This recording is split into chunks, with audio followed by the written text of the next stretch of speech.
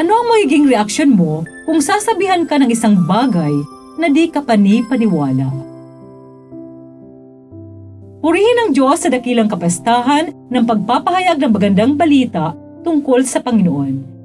Ito po ay Sister Lines ng Daughters of St. Paul.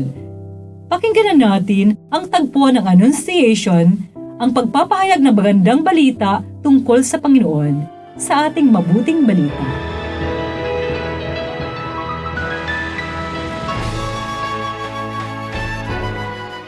Nang ika-6 na buwan, ang anghel na si Gabriel ay inutusan ng Diyos sa isang lungsod ng Galilea na tinatawag na Nazareth sa isang birheng na idulog na sa isang lalaki sa lahi ni David na ang pangalan ay Jose at ang pangalan ng birhen ay Maria.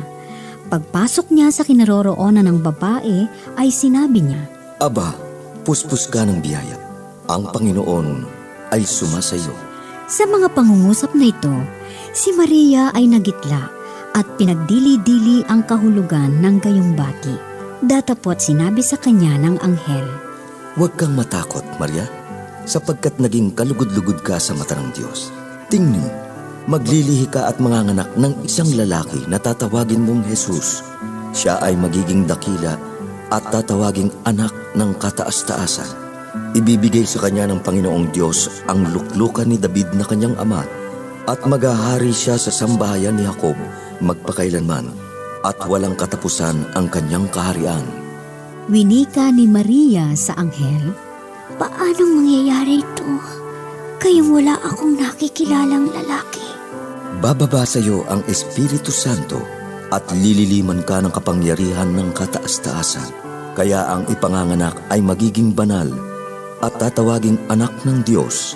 At tandaan mo, ang kamag-anak mong si Isabel ay naglihiri ng isang lalaki sa kanyang katandaan at yaong tinatawag na baog ay nasa ika-6 na buwan niya sapagkat sa Diyos ay walang bagay na di mangyayari. Narito ang lingkod ng Panginoon. Maganap nawa sa akin ang iyong sinabi.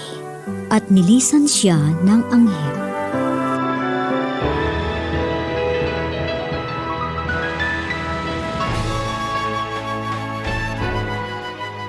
Anong magiging reaksyon mo kung sasabihan ka ng isang bagay na di ka panipaniwala? Pagkamangha, kawalan ng pagkaunawa, kawalan ng interes, tawa o takot. Iba-ibang reaksyon ang pwedeng magmula sa atin. Pero ang mga ito ay legitimate expressions na maaaring manggaling kanino man. Sa harap ng hindi ka panipaniwalang sitwasyon katulad ng nangyari kay Maria. Mga kapanalig, ipinagdiriwang natin ngayon ang kapistahan ng pagpapahayag ng mabuting balita tungkol sa Panginoon. Sa Ingles, tinatawag natin itong Feast of the Annunciation.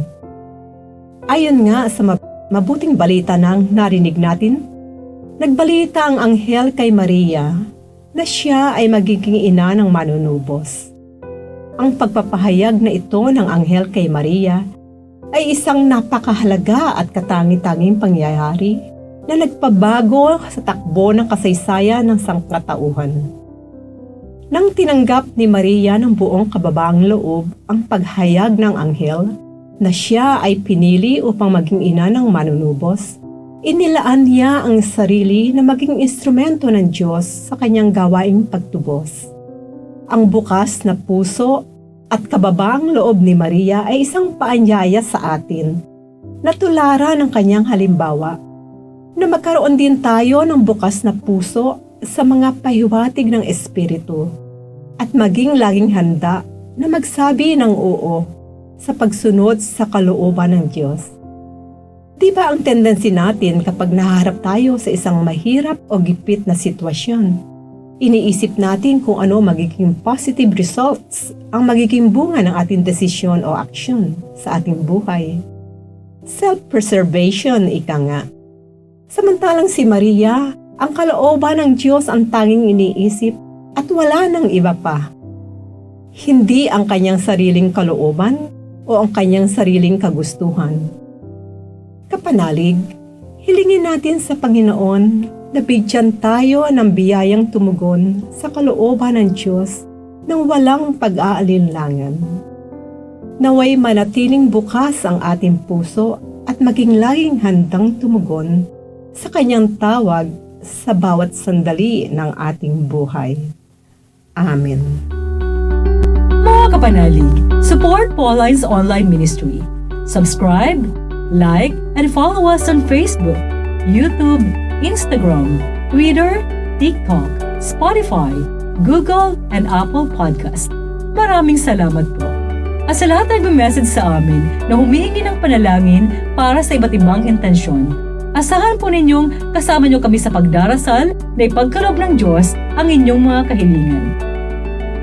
Ito po muli si Sister Lines ng Daughters of St. Paul na nagpapaalalang sa mga pinagdadaanan nating pagsubok sa buhay, umugot ng kaliwanagan, lakas at pag-asa sa Panginoong Hesukristong muling nabuhay.